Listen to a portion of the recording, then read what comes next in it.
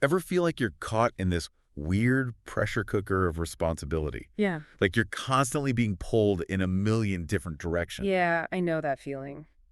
Today, we're diving deep into a topic that affects a lot of people, that whole sandwich generation thing. Right, where you're trying to raise kids and care for your aging parents at the same time. And yeah, we're going to talk about how to handle all that without, completely losing it. It's a balancing act for sure. So let's just start with the basics. What is the sandwich generation anyway?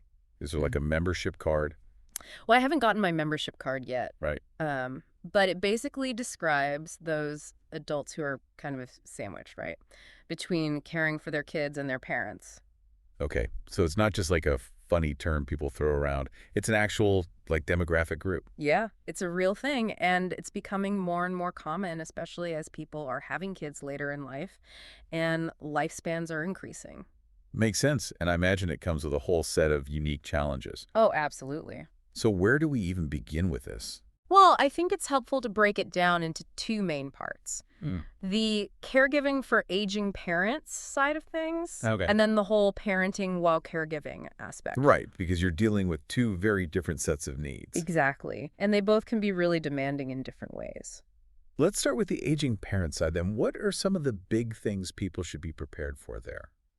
Well, I think one of the biggest challenges is simply coming to terms with the fact that your parents are getting older Yeah, that's tough. and they might need more help than they used to. Yeah, emotionally, I imagine that can be really difficult to process, both for the parent and for the adult child. Right. It's like this role reversal starts to happen Yeah. where you were used to relying on them, Right. and now they're relying on you. Yeah, and it's not just emotional either. No, not at all. There's often a huge practical component to it, Absolutely. like Yeah. helping with things like doctor's appointments. Yeah, medications, maybe even personal care if their health is declining, those sorts of things. And then there's the whole financial aspect to consider, Oh, right, which is a whole other can of worms. because caring for aging parents can get expensive fast. It can, and a lot of people don't realize that until they're right in the thick of it. So, like, what are some of the things people should be thinking about on the financial side? Well, long-term care insurance is a big one. Yeah. If your parents need to move into assisted living or require in-home care, those costs can add up really quickly. Right. And it's much better to have a plan in place sooner rather than later. Yeah, absolutely. And then, of course, there are the everyday expenses to think about, too. Like groceries and medications? Exactly. And all those things can put a real strain on your finances if you're not prepared. And that's not even factoring in the potential emotional toll Right. of having to have those tough conversations with your parents about their finances and their future care. Absolutely. Those conversations are never easy, Yeah, no doubt. but they're so important to have. Okay, so we've got the aging parent side. What about the other half of this sandwich?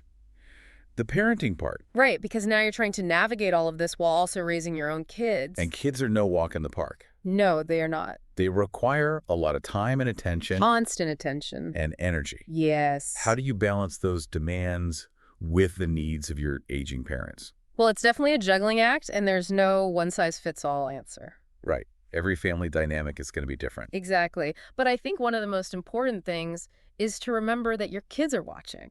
That's a good point. They're seeing how you're handling all of this stress and responsibility. And learning from it. Exactly. So, in a way, it's an opportunity to model some really important life lessons for them. Like resilience and empathy and the importance of family. Exactly. Yeah, that's actually a really beautiful way to look at it. Yeah, try to find the silver linings. Okay, but realistically speaking, Yeah. this is all incredibly overwhelming. It can be, yeah.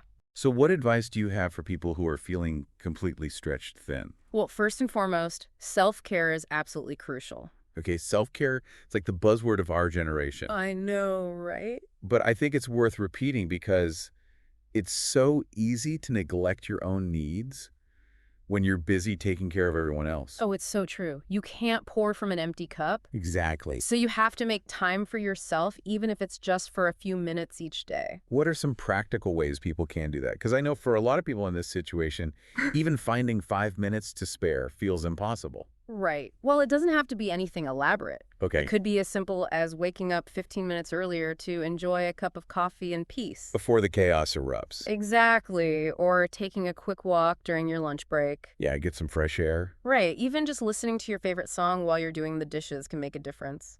I like that those are all things that anyone can squeeze into their day. Exactly. It's all about finding those little moments. Okay, so self-care is key. What else?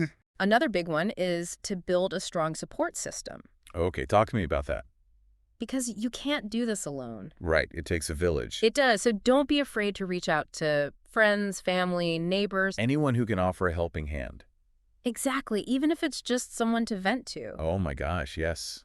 Having someone who can listen without judgment is so valuable. It really is. And let's not forget about professional help, too. Right. There are therapists who specialize in caregiving issues. In support groups. Yes, where you Oh. can connect with other people who are going through the same thing. Which can be so validating. It really can, because it can feel very isolating. Yeah, you can feel like you're the only one going through this. Exactly. But you're not alone. So remember that. Yes. Reach out, get support, and take care of yourself. Yes. Couldn't have said it better myself. Well, folks, you have it, your crash course in navigating the sandwich generation.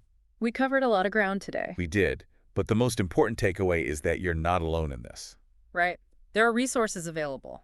And people who care about you. So don't be afraid to ask for help when you need it. That's it for today's deep dive. We'll catch you next time. See you then.